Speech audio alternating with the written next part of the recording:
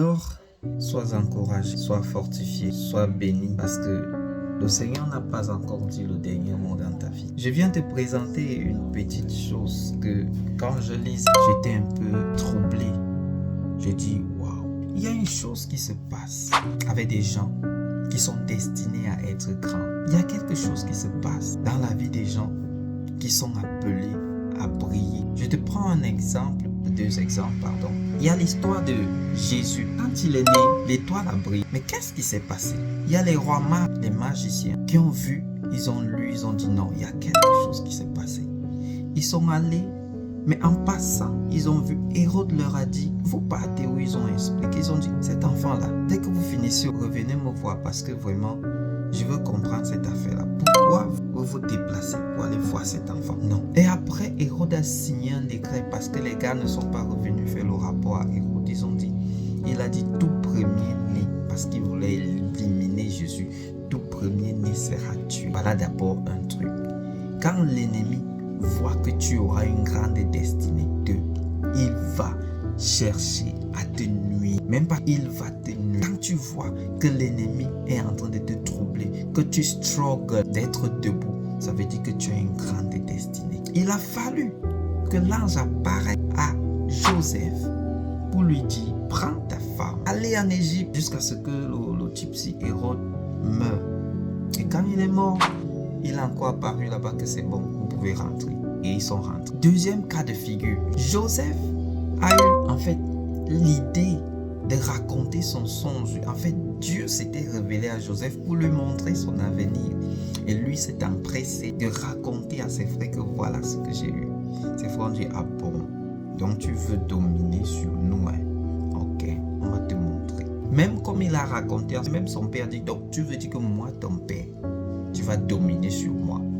C'est comme ça que les frères de Joseph l'ont pris et sont partis le vendre. Et ils sont venus mentir à Jacob, à Israël, qu'il a été tué. Ils ont tué un truc, une brebis, et ils ont mis le sang sur l'habit préféré de Joseph que son père lui avait fait faire. Voilà deux cas de figure qui montrent que quand tu as une grande destinée, le diable va te combattre et tu vas struggle pour avoir la paix, pour avoir la réussite, pour avoir du succès. Le diable va être sur tous les fronts, toujours pour te bloquer. Alors je viens te dire, qui est combattu et qui a une grande destinée. Pour reconnaître qu'une personne a une grande destinée, il a toujours des grandes batailles, il a toujours des grands combats, il est toujours en train de combattre. Parce que toi-même tu as provoqué, pas que tu es parti chercher une bagarre, tu as commencé à bagarrer, pas que tu as insulté les gens, on est venu. Non, tu es chez toi, mais les batailles sont dures. Tu es attaqué dans les rêves, tu es toujours en train de subir certaines injustices, tu es toujours en train de... Tu struggles pour trouver un emploi, ça ne donne pas. Tu es toujours, à chaque fois que c'est dur, ça veut dire que tu as une grande destinée. Et je viens te dire un secret, sois un homme de prière. Joseph, même comme il était celui-là qui contrôlait la maison de son chef, il gérait tout, c'est lui qui commandait, il disait on prépare l'œuf pour aujourd'hui, on prépare le watafoufou aujourd'hui. Il avait la décision. Mais la femme a essayé de Potiphar, a essayé de séduire Joseph. C'est toujours comme ça le diable. Quand le diable voit que tu es quelqu'un de bien, tu as quelque chose de précieux en toi, il va te donner, il va te lancer certaines graines pour que tu tombes et pour dire que le diable va t'accuser à Dieu que tu as vu, celui que tu dis que c'est ton serviteur. Tu vois, il est tombé comme du n'importe quoi.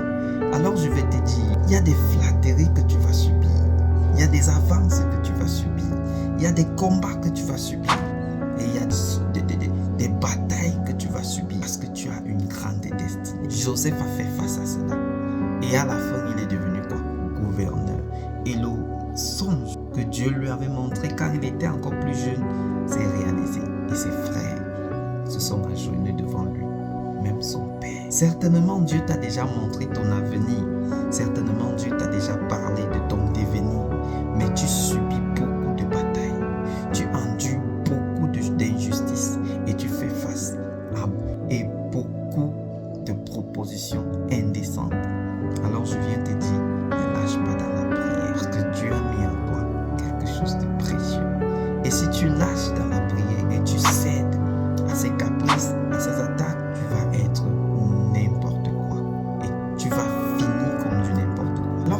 besoin d'un soutien dans la prière, si tu as besoin vraiment que tu sois fort dans la prière pour faire face à ces batailles, pour faire en sorte que la lumière continue à briller dans ta vie et pour que la main de Dieu ne cesse de travailler dans ta vie, je suis disponible.